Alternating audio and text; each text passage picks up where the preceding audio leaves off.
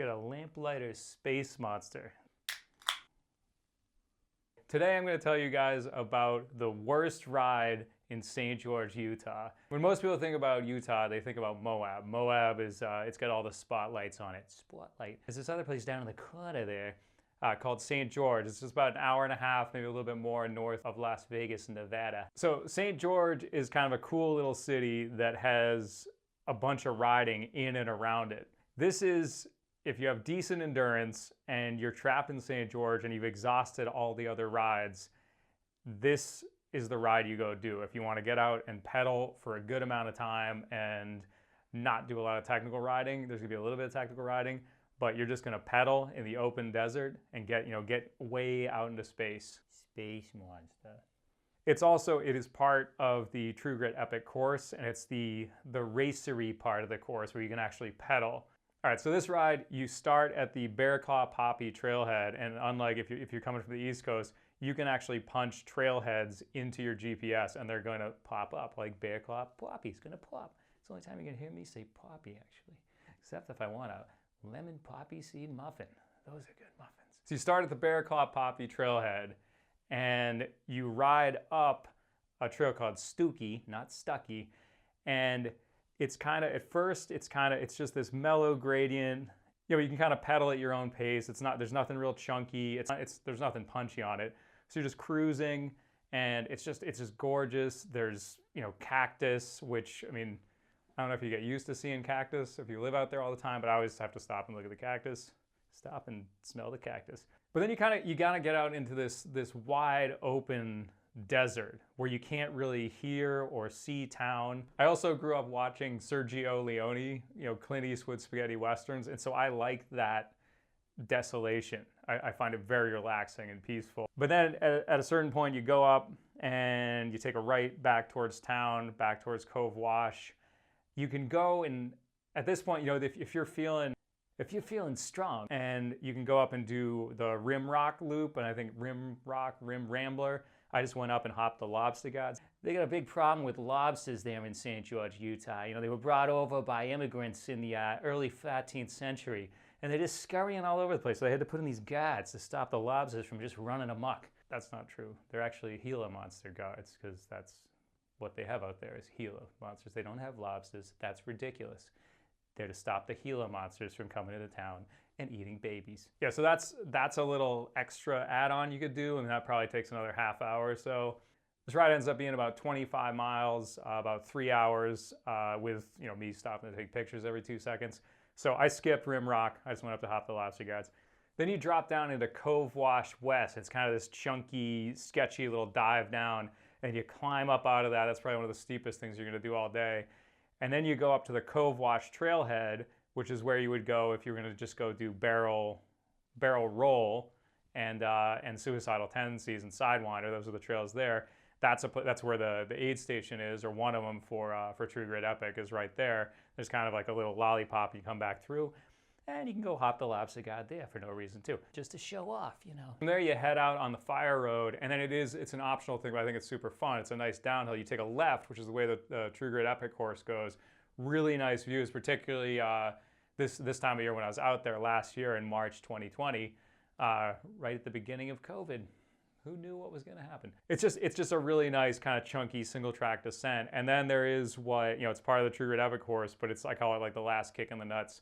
It's this little punchy climb where I've shot a lot of riders, completely suffering, and it's where they would either go into the second lap of the 100-miler or be finishing the 50-miler. It's actually 44 and 88, but it's so hard they have to shorten it. Then you head down into Grass Valley, and that's Cove Wash itself, I think.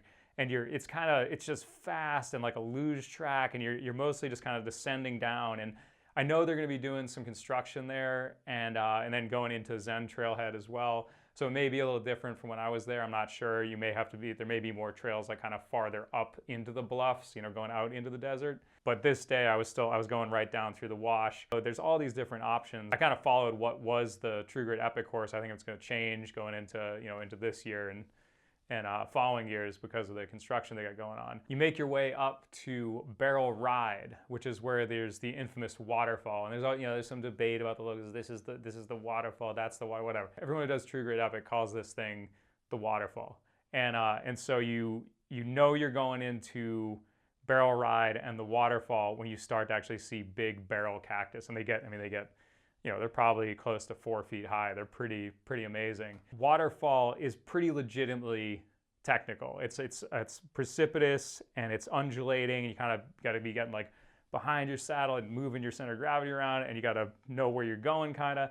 And this day I had a particularly nice smooth run down it. It wasn't too scary. The run out from Waterfall on Barrel Ride is super fun, and then you kind of climb out of that. And there's beautiful rock moves. And that's where you really get into like the cool rock you're gonna see over on Zen Trail.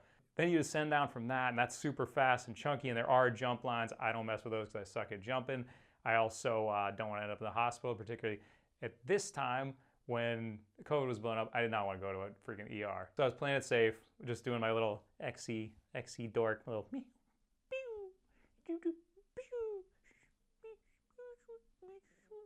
Come back down into Cove Wash, into Grass Valley, and then you come out to the Zen Trailhead. I know there is some stuff going on at Zen Trailhead. It's probably gonna look totally different by the time you're watching this. I mean, they already had a fire hydrant there, and they were laying in the groundwork for some major construction, and I'm sure it's probably gonna be improved by the time I get back there. There's probably gonna be a whole like legit trail network kind of leading into that area.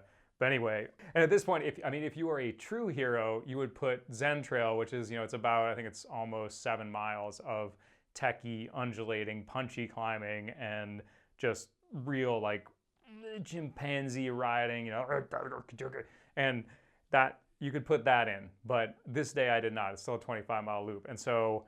But if you want to do that, you could do that. Am I calling it Grass Valley? I think it's Green Valley. All right, correct me in the comments if you feel like it. I think you go up, I think it's Green Valley Access, which is the road that leads up to the water tower that drops you down into the Fingers of Death and Bear Claw Poppy. It's a legit mile climb. When you get up to the gate, you can go around it, or if you want to show off for your friends, you can hop up the rock and then maybe face plant and then embarrass yourself horribly. But yeah, you get to the water tower, you're there. But then, so then you get into the Fingers of Death. So the Fingers of Death, I kind of like the middle. I guess there are some more to the right. Maybe there's like one track over there. But it kind of just goes out onto these, these little like, it's like a freaking Nerf version of Red Bull Rampage, basically. But the middle finger of death, hey, the middle finger of death. It kind of has a couple little ledges to drop off, and there's one where you could totally roll it. But if you're cooking off it, you're just going to fly into space and maybe miss the transition, which I have done. You want to take the more mellow lines. There's like the climbing lines or the mellow descending lines. The farther left you go, the more mellow it gets. If you kind of stick to the middle, it's pretty exciting and fun. But just watch that. There is that one.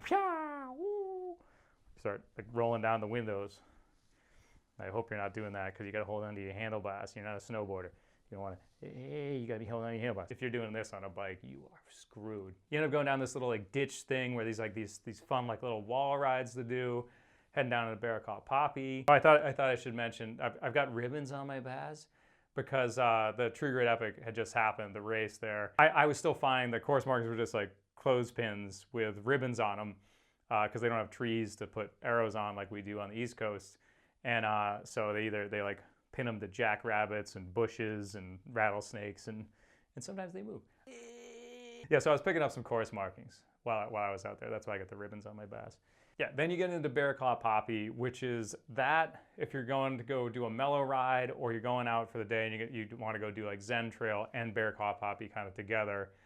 But this is the fun way to do Bear Claw Poppy, is coming back down to the trailhead. And I mean, you can do it from I might have a video about that as well later. But you can just do it from the Bear Claw Poppy trail and kind of ride up the way I did on Stookie. There is a point where you can cut across and then just do that. And that's that's something you can bring your kids on.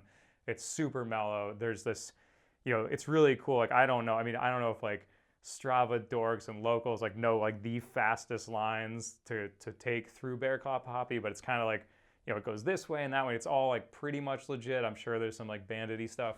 I think generally if you're favoring kind of the right lines, those are faster and lower, where I'd kind of take the left, kind of whoop, like the up lines and the down lines.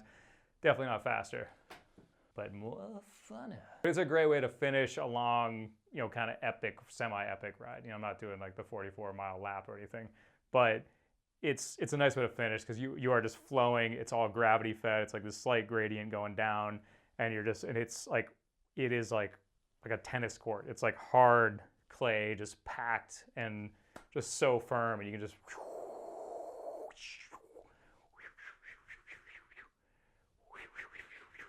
Yeah, and then you're back at the Bear Claw Poppy Trailhead, 3 hours later, or longer if you take lots of photos for Instagram, like this jerk. Yeah, is it the best ride in St. George? Is it my go-to? Is it my number one? No, absolutely not. But is it actually a bad ride? No, I lied. It's not a bad ride at all. It's an excellent ride, but it's the last ride you should do after you've done all the other rides. But there's something to be said for it. You got some nice space, the desolation, the nice desert air, and you get to pedal. So it's like something, if you beat yourself up doing the more techie rides, maybe this is one you just go and kind of spin out and do. And you kind of bring anyone on it. The only part that gets a little dicey is the waterfall. You can just walk that. There's maybe a couple other little sketchy moments in and around that area. Of course, another way to experience all these trails is just to go do True Grit Epic, because you're going to do all the trails I did this day and a bunch of other ones as well. And it's going to be way harder, dude, but super fun. All right, guys. Well, I got a bunch of stuff to pull from the archives there from my 2020 Utah trip.